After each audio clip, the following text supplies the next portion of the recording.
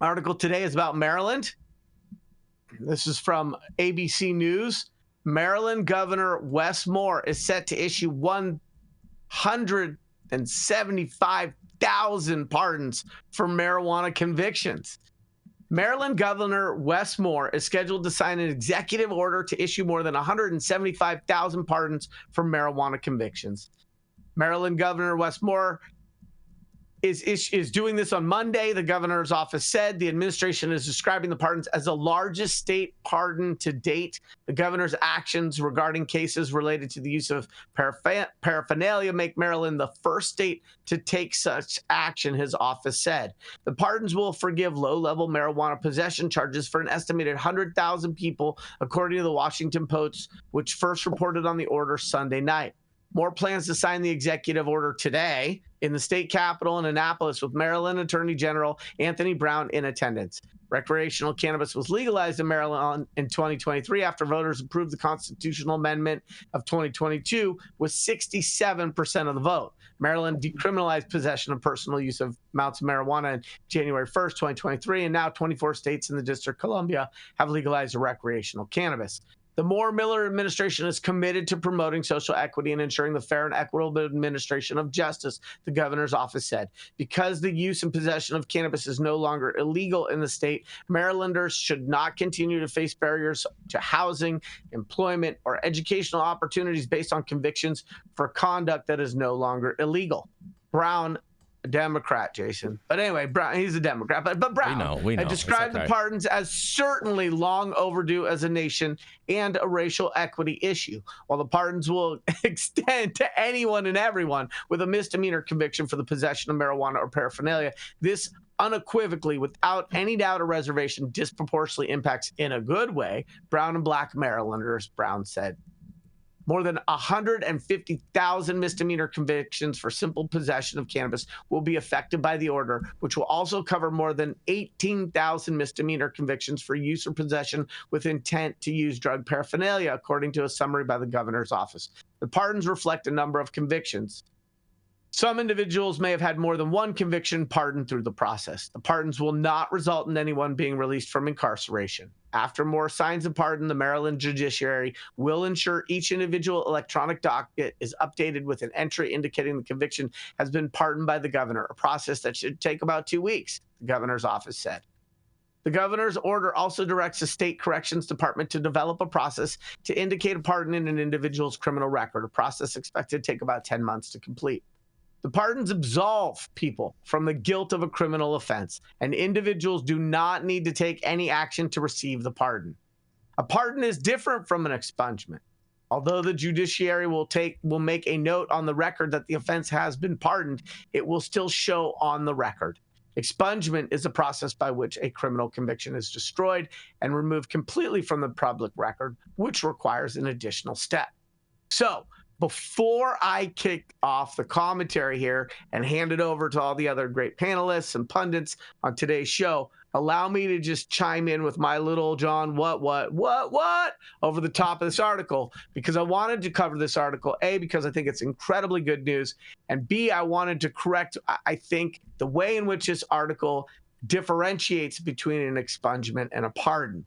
We've seen a lot of expungement clinics popping up across the country to deal with previous cannabis-related offenses, and they are good, and I think they're a step in the right direction. But what I think this article fails to really identify is the massive advantage of a pardon over an expungement. And so I think I don't speak for all those convicted, but I think most people who are convicted would much rather have a pardon and the criminal offense stays on the record than an expungement where the record is removed, because an expungement doesn't reinstore the rights that you had in the way that a pardon does. We've covered a lot on this show about that intersection between gun ownership and medical cannabis patients and the problems a lot of medical cannabis patients have. An expungement would not restore somebody's Second Amendment gun rights. And so what I really appreciated about this article was the way in which they're doing this on a systematized, automated, mass level. 2 weeks ago on this show, we covered a state that couldn't even get out of the gate. They had $4 million in a year to do some work, and they couldn't even figure it out. And they would just made excuses about how hard it was to hire people and to process all these things. This state is obviously creating a new model that I think everybody should aspire to be like. If you're a governor, you do it in a way that's systemized, automated. It doesn't require any input or participation on the part of these convicted people. And it is done with technology. It is done quickly. It takes 2 weeks for them to do it on their side, 10 months for the prison system to do it on their side. Bada bing, bada boom, bada bam. I think this is a wonderful step in the right direction. And this is not incrementalism. This is real change. This is Yarrow Kubrin, High at 9 News, Monday morning. I think this is great news overall, Yarrow. I mean, anytime that we have these types of things going on, I'm always excited for all the people that are going to benefit and be able to at least attempt to be able to get their life back on track or get their life back. Yep. Good step in the right direction for sure. Yeah. Yeah, look at that. Newsom, if you're listening, pardon me. That's cute. That's cute. That's real cute, Yarrow. I see exactly what you did there. Why not write a letter to Newsom with this article attached and say, look at how easy this would be. You should pardon me. Let's just see if you get a response. You know, you're right. You miss 100% of the shots you don't take. Also, regrettably, my cannabis journey and the criminality that included was more than simple possession and possession of paraphernalia. Mm-hmm. And so even if Newsom did what this other state did, and I encourage California to take notes from Maryland, for people like myself, where production, distribution, and some of the other supply chain activities were a part of my experience. My convictions are a bit more egregious, one could argue. And I really do look forward to an era where I will be able to go duck hunting in the Sacramento Delta with my children. I can't do that with a bow and arrow. I would probably take a shotgun. I can help you with that, Yarrow. I can help you with that. I would very much appreciate the opportunity to have some of those experiences.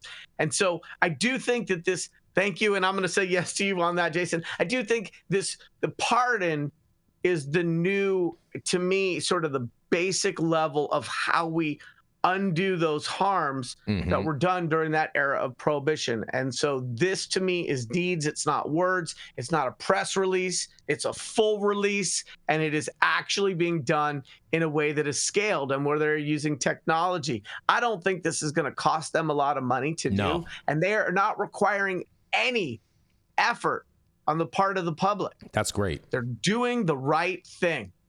Because you all know we can't rely on the general public, just like we can't rely on government either to actually do things.